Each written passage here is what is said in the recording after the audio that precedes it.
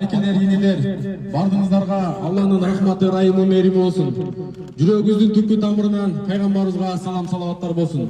Аллах Таала бардыгыбызды жаман көздөн, жаман сөздөн, башкалардын көрө албастыгынан, ичи тарлыгынан Алла сактасын. Аллах Таала бардыгыбызды коркпогон жүрөктөн, тойбогон нафсиден, кабыл болбогон дуалардан Алла сактасын. Пайгамбар саллаллаху хадистин мааниsin айтат, эжелер, карындаштар, байкелер, бир дагы адам бейишке кирбейт ыймандуу болмоюнча, бир дагы адам ыймандуу боло албайт бири-бирин жакшы көрмөйүнчө. Бардыгыңыздарды кыргыз болгон үчүн эмес, мусулман болгон үчүн жакшы көрөбүз. Себеби Аллах Таала Курандын маанисинде айткан, ыйман келтиргендердин бардыгы бир тууган деген. Биз бир тууган болуш үчүн бардыгыбыз же бир баткенден же бир оштон, бир нарындан болушубуз шарт эмес. Биз ыйман келтирдик, бардыгыбыз бир тууганбыз тууганда. Пайгамбар саллаллаху алейхи бир хадистин маанисинде айтат, өзүңө каалаган жакшылыкты бирөөгө кааламайын, толук мусулман боло албайсың. Өзүң кандай Мадинага келгенди кааласаң, өзүң кандай Меккеге келгенди кааласаң, кандай ата-энеңдин келгенин кааласаң, өзүңдүн күнөөң кечирилгенин кааласаң, ата-энеңдин күнөөсү кечирилгенин кааласаң, ошону дагы башкага кааламайын, толук мусулман боло албайсың. Пайгамбар саллаллаху алейхи айтты, урматтуу эжелер, эч нерсени жазап айтып аткан жокпуз. Жүрөктөн чыккан нерсе жүрөккө жетет деп. Ар бириңиздердин көңүлүңүздөр эч качан оорубасын. Пайгамбар саллаллаху алейхи бир жол эртең биз бара турган Кабаны карап туруп айтты: Каба, сен кандай ыйыксың, сен кандай жыттуусуң, сага караганда бирок бир мусулмандын каны, жабыны, аброю, анын көңүлү өйдө турат деп. Ушул 3 күндө жүрүп анча-мынча кызмат кыла албаган болсок, көңүлүңүздөрдү ооруткан болсок, кечирим сурайбыз туугандар.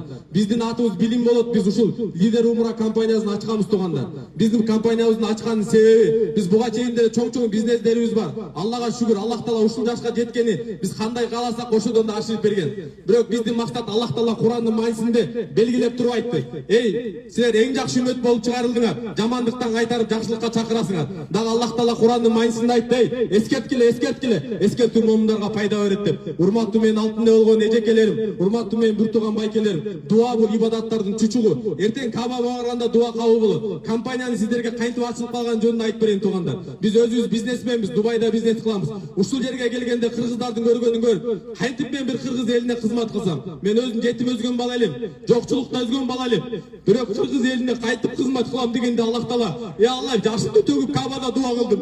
Алла, өмүрүм өткөнчө сен мени кандай эң жакшы үмөт болуп чыгарып, жакшылыктан кайтарып жамандыкка чакырасың деген. Менин кыргыз элине, бүткүл мусулман элине өзүмө кандай каалаган болсом ушуларга кызмат кылганга өзүң насип эт. Алла, бизде эч кимге зар кылба, эч кимге кор кылба. Кыргыз элин бүткүл дүйнөнүн жүзүнө дин тара тургандай, кандай Мадинадан дин тараса, Средний Орто Азияда биздин кыргыздан дин тара тургандай кылсын деп. Ошон үчүн колубуздан келишинче иншалла кызмат кылабыз туугандар. Колубуздан канча Аллах Таала канча мүмкүнчүлүк берсе, ушунча мүмкүнчүлүк кыргыздарга алып келебиз. Анча-мынча тилекке каршы кээ бирлер айтып атат: булар арабтарды ээрчип кетти, булар мындай кийип кетти, булар тигиндей кийип кетти. Бардыгына жеткизип айтыңыздар. Алтында болгон апаларым, сиздерге Алла ыраазы болсун. Кече Анжелика айтат: аябай кыйын экен дейт. Эркектер бул калпак кийип, такыя кийип жүрө берет экен. Айттык, ызыкта сүрдүнөн кийип жүрүш кыйын экен. Ушуларды эркектер билсечи деп. Сиздерге терең тайзым. Себеби Пайгамбар саллаллаху алейхи айткан: бейишенен таманны деген. Эне ыраазы болмойчу, сиздер ыраазы болмойчу, муногу турган эркектердин бирөөсү да бейишке кирбейт. Кабаны 7 жол эмес, 70 жол айланган болсун. Өмүрдө канча арман бар, өзүң бар демек майрам бар. Бейиш деп сенин таманың белгилеп кеткен пайгамбар дейт. Алтында энелерим, сиздерге Алла ыраазы болсун. Ушул жерде мына 80ге чыккан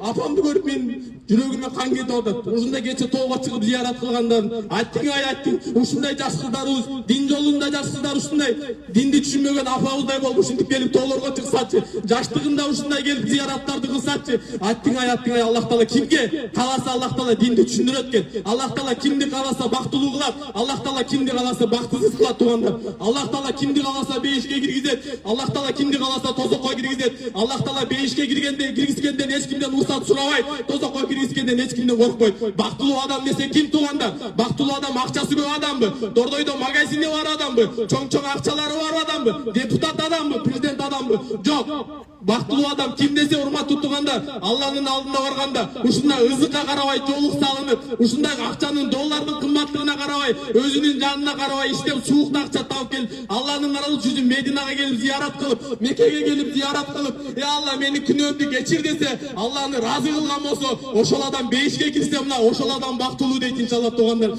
Аллах Таала Курандын маанисинде айтат: мен жиндери менен инсанды жараттым бир гана максатта, өзүнө ибадат кылыш үчүн деп. Биздин акча жыйнаш, башка нерсе кылыш бул максат эмес туугандар. Биздин максат ушундай Алланы ыраазы кылып жашаш туугандар.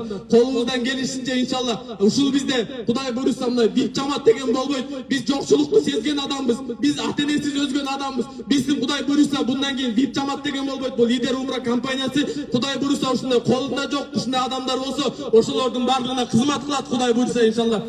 Maksatım var Kuday buyursa inşallah közü görmөгөн bирок namaz okuyan takwa adam var. Oşolordu 20-20 da 30-30 da oşolordun armanda uşul жерге алып келсем деген максатым бар.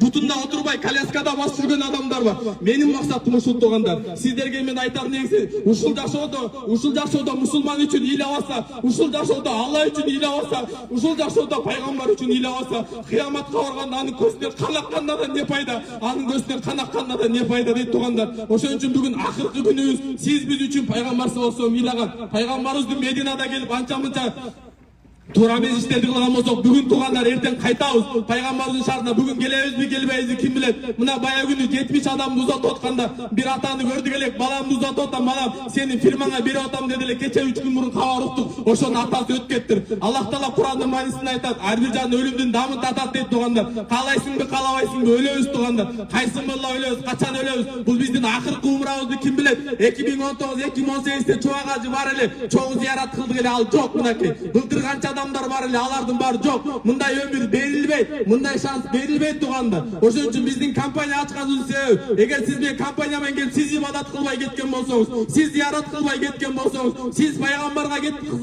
салават айтпай кеткен болсоңуз, биз да ошол нерсеге жооп беребиз туугандар. Күн түнү уктабай атат, колубуздан келишинче ар бир кыргыздын үйүнө өзүнө дин жетип калсын, ар бир адам хидаятка келип калсын, ар бир адам дават мээнетин түшүнүп калсын, ар бир адам пайгамбардын мээнетин түшүнүп калсын деп туугандар.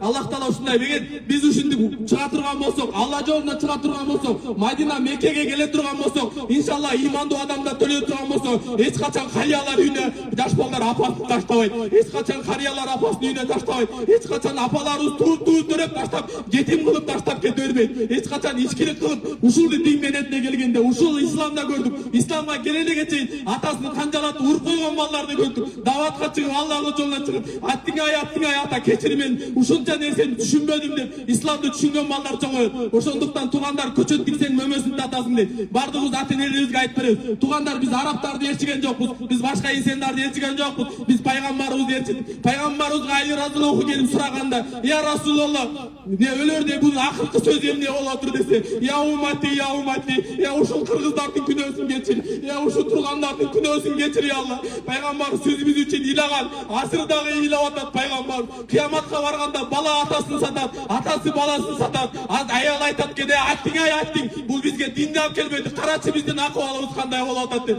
Апасы айтат, "Бардыгы сатат, бардыгы бири-бирин сатканда, оң жакты караганда бардыгы я уммати деп ыйлап отурган болот. Ал ким болсо, ал сиз менен биздин пайгамбарыбыз болот туугандар. Ошон үчүн бүгүн кетерде миң деген көп салаваттарды пайгамбарыбызга айтайын. Пайгамбарыбызды капа кылбай, колубуздан келишинче канча Аллах Таала мүмкүнчүлүк берген болсо, ошончо салават айтайын туугандар.